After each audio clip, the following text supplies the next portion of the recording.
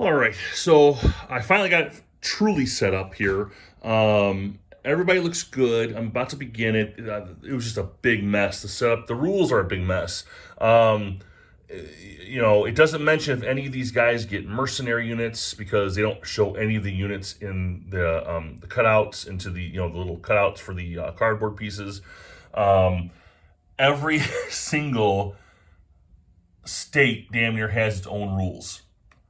This is going to be a nightmare, but I'm going to do it. I'm going to do it for you guys. Yeah, literally from Poland all the way over there to the Palatinate, which is where it's basically Austria.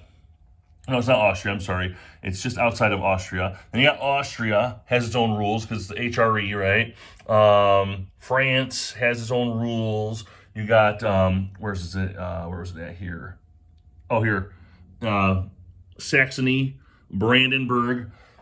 Every damn near every state has its own particular rules. I can see why this game had some issues. So we'll just plow through it as we can. So I'll just keep making the videos and let you know what's going on. Okay, so now I'm in the diplomatic phase. I'm in the last segment in the Duchy of Bavaria. Their turn to move. Now, they started with nothing influenced, but they were able to take this from the Swedes over there. They bid for Anspach, but we got it. There it is right there. You just barely see the words. There, Anspach. All right. So in the diplomatic phase, we're bidding for territories. Okay, we're in the Holy Roman Empire. We all know each other. We're in the middle of this fight, but we're trying to gain influence over others by making these bids. Each player could make 3 bids. All right. You could always bid on anything that comes up, but you can initiate 3 bids when it's your turn. So Bavaria had the last straw. So right now we're going for Salzburg, which is right down here. So the way I'm looking at this is, what close proximity is it to other nations as far as, diplomatic reasons? You remember, you have to defend it. Like, for example, Spain took Venice, but Spain also has forces here. It starts with forces there. So it makes sense. Because Bavaria is not going to come all the way down here to defend that. The Holy Roman Empire possibly could. It does have Carinthia in its league and others, but that's about it. So I think the only bidder outside of Bavaria is the Holy Roman Empire for Salzburg. So we're going to bid on that and go from there. All right, so the Bavarians couldn't get Anspach, but that's okay. They're out of money. The Holy Roman Empire has a bunch of treasury. Here's the problem with this bidding thing, okay? So, in fact, I have to pay double for that. So 1, 2, 3, 4, 5, because I forgot to do that. All right, so the way this works, Bavaria is Roman Catholic. All right, as long as the card doesn't say hereditary, for example, Bavaria, the Duchy of Bavaria is hereditary to the Bavarian player. So whenever somebody bids on it, whatever the bid ends up being, let's say the HRE bids 20, and the Bavarians are like, okay, I lose it. Then the HRE, because it's not hereditary to them, has to pay $40. Okay? It's expensive. It's going to bring in some money, but it's a lot of cash. So I had to adjust my payment for Anspach because it's Lutheran. It's not Roman Catholic. That's what the RC stands for. So I had to pay more for it. The Archbishop of Salzburg, he got this. He just had to pay the normal money that he bid for because it's Roman Catholic. All right, same thing here. You have to be careful. So if it says it's controlled, or if it's pro player, or what have you here, let me show you some examples.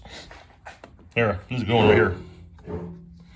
Hesse Kassel. All right, it's anti-Roman Catholic. So if anybody's Roman Catholic, for example, if Bavaria bids on it, whatever the bid ends up as, he has to pay twice. So if it's 10, it's 20. If it's 20, it's 40.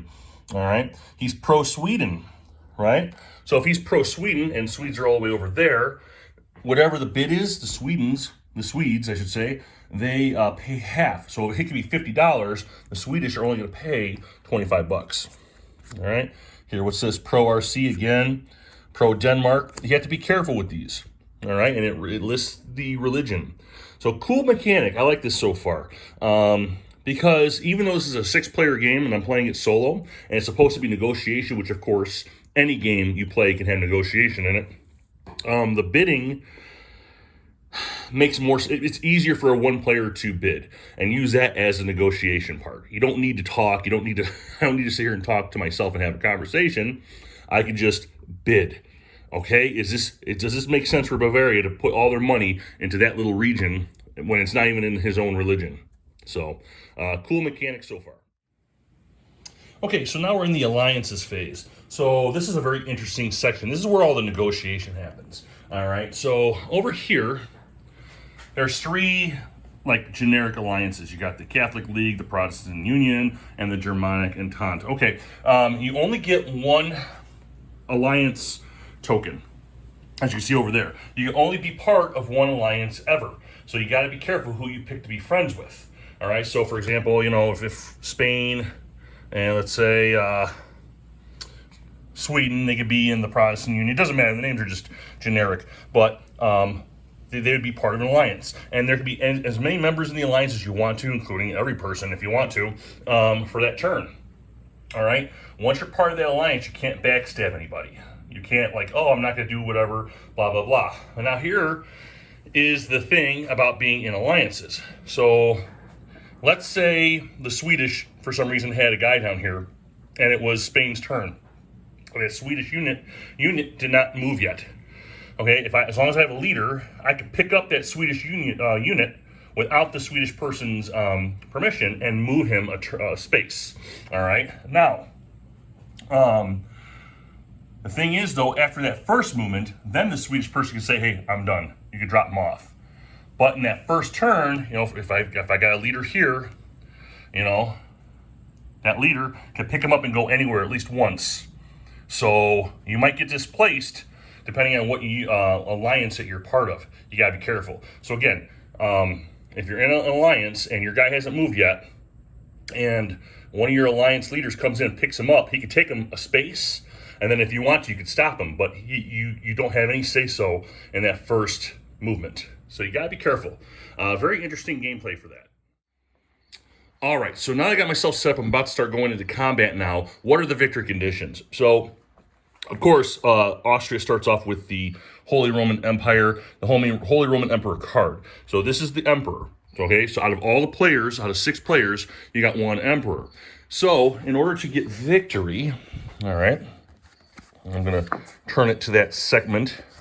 Okay, it says here, at the end of each turn, players count the cards in their control pile. So a victory condition check after each turn. If any player has 30 or more cards and is either the Emperor or controls 4 electoral cards, the game is over and that player wins.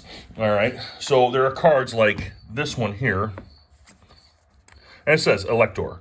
If you have 4 in your possession and you have 30 more cards, you win. So I'm gonna go ahead and play this game. I'm gonna give an idea of what it does. This is not a tutorial. I'm just trying to learn the game. This is my process, and I'm just sharing my process with you.